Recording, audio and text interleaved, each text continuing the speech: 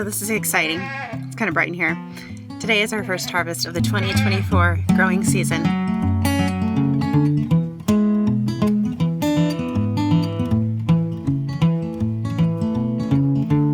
In case you guys thought I had it all together, those of you that have followed me for a while, remember when I planted and I had started all of our garden starts? I estimated that I was saving about $300. One day, one of the hoses sprung a leak.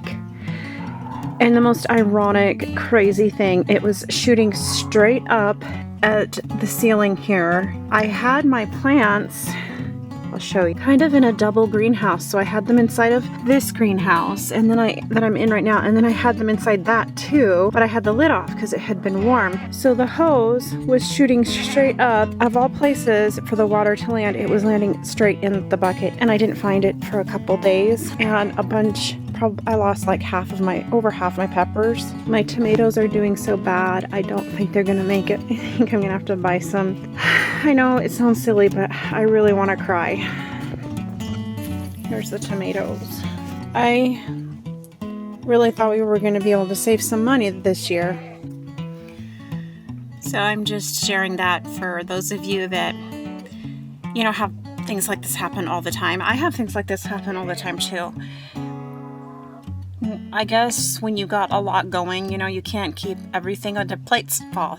Spinning plates do fall to the ground for everybody, including me. It's a loss.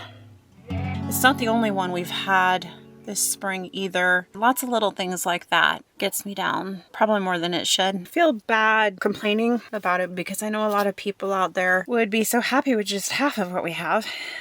I know sometimes it's really easy to look at people on social media and think, wow, it looks like they've got it all together. They seem so blessed. Everything is going right for them. Why can't things go that well for me? Well, I think everybody has a little bit of their own bleep show going in the background. Just might not always show it. Isaiah 40 verse 8. The grass withers and the flower fades, but the word of our God shall stand forever.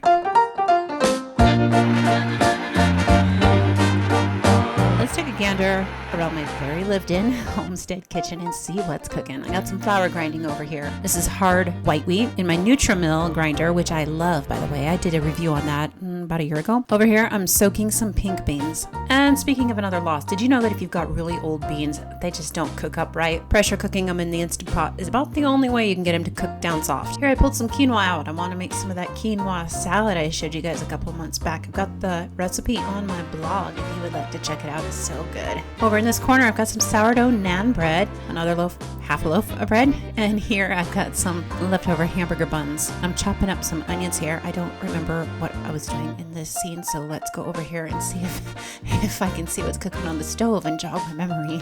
Oh yes, I remember. About 2 or 3 months ago, we discovered this Julia Child's beer braised onion and beef soup, so that's what I'm gonna make. And here I've got some chicken bonnet. These are our chickens that we butchered last year. I've got some hamburger thawing. I like to pull out a lot of meat at a time and then figure out what I'm gonna do with it. And here we got some of that soup going. This isn't the exact Julia Child recipe. I'm kind of doing a knockoff because I'm in a hurry today.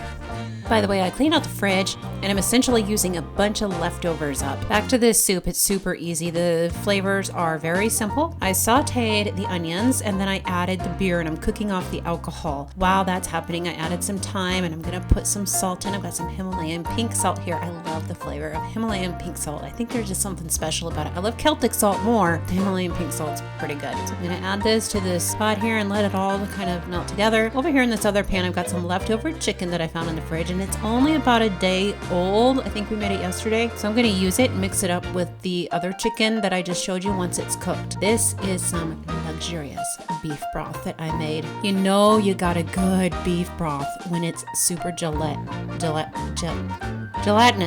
All right, so now I'm just gonna add this to the onions and beer. As you can see, most of that beer is gone. The alcohol is essentially cooked off.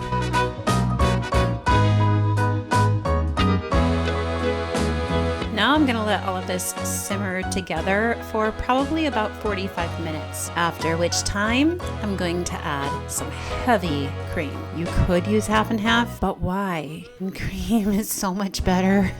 Next, as you saw, I have a lute of day-old 2-day-old, 3-day-old, or maybe even 5-day-old bread over here, which normally doesn't happen. This bread has gone a little bit stiff. This is sourdough bread, so I am going to make croutons with it. And we're going to garnish that soup with the croutons. Unless, of course, you're the kids, then you're going to garnish the croutons with soup. There's all kinds of ways you can make croutons, but when I have the time, I like to get the pan going really hot, and then I melt my butter into it, and then just saute the croutons for a little while. If you want, you can put them in the oven to toast a little bit more. There's something about melting them into the butter in the pan, though, that just gives them an extra layer of flavor, I feel like. Over here, I have some corn I pulled out. Got some yogurt going over here. I shopped my freezer. Do you guys ever do that? Shop your freezer, shop your pantry. Anyways, I found zucchini bread that was still good in the freezer. And I know you see a lot of YouTubers out there with pretty pristine kitchens, so I thought I'd show you my mess over here so you know you're normal. Hey, it was worth it. Look at that feast. The soup turned out great. You can add some cheese, some cheddar cheese to this if you like, or you could add Swiss cheese. I was not positive the younger kids would like it, so I made a roux sauce and added some cheese to it. You can check that recipe out. My what to do with too much goat milk video. And guess what? Z-Line had another recall. Last summer I wasn't able to use my stove for about a month because of the recall. Well, now there's another recall, and then the oven actually just flat out quit working. They're gonna send me another one, but it took over a month to get to our home. So I was without a stove for another month, and I had to figure out how to do all of our bread products in other ways. So I'm making tortillas. One of the secrets to making really great tortillas is to make sure you have enough fat in them. So you want either lard or butter. Oils do work all right, but the butter seems to work the best, with the exception of palm fruit shortening. Palm fruit shortening is really good in these two. It gives them a nice, flexible texture, you know, like a tortilla should have. So here's what I'm going to make with the tortillas. I'm going to make enchiladas. Remember that cheese sauce I told you about earlier? I always make up extra when I do things like that. So this cheese sauce, I used it for macaroni and cheese, but I'm also going to be using it for the enchiladas. Big family cooking rule 101, always make up extra of everything. And if you don't like leftovers, make it up anyways and set some aside to cook later. I hope that makes sense. Here I've got all the lovely ingredients for the enchiladas. I love enchiladas. When I was pregnant with my children, I would make up huge batches of enchiladas for a whole month and a half for lunches and dinners. They're wonderful. You can do beef ones and chicken ones and then pull them out as you need them. If you freeze them individually, it's really easy to do that. I got my flour all ground up, and I'm making some more bread over here that I'll probably have to use for tortillas since I don't have an oven right now. If you would like to know more about my sourdough breads, I have a video for you, Sourdough Simplified. I started making bread when I was 10 years old, you guys, and I started making sourdough bread about 20 years ago. So if you have sourdough questions, be sure to look for that video and the adjoining blog post with recipe eggshells. I am powdering these in my Dealberg grinder over here. This is an old grinder that I have. So what am I doing this for? Calcium for my tomato plant. When I transplant my tomato plants in the garden, I'll add a tablespoon or two of the eggshells, and it will help them with calcium, which will help prevent end blossom rot. We have so much goat milk right now. In my video, What to Do with Too Much Milk, I shared how I've been making yogurt and then doing frozen yogurt treats for the kids. Ooh, they love it.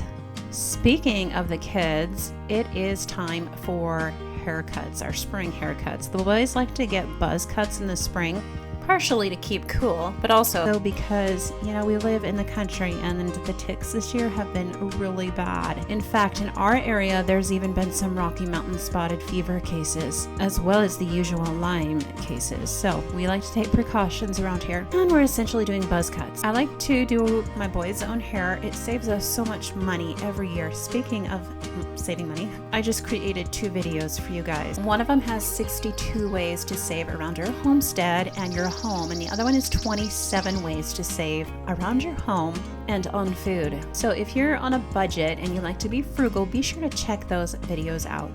All right, a lot of you have requested shorter videos, so what I'm going to be doing now is creating shorter videos like this one and then putting them all into a longer compilation video. Compilation, I hope I said that right. Compilation.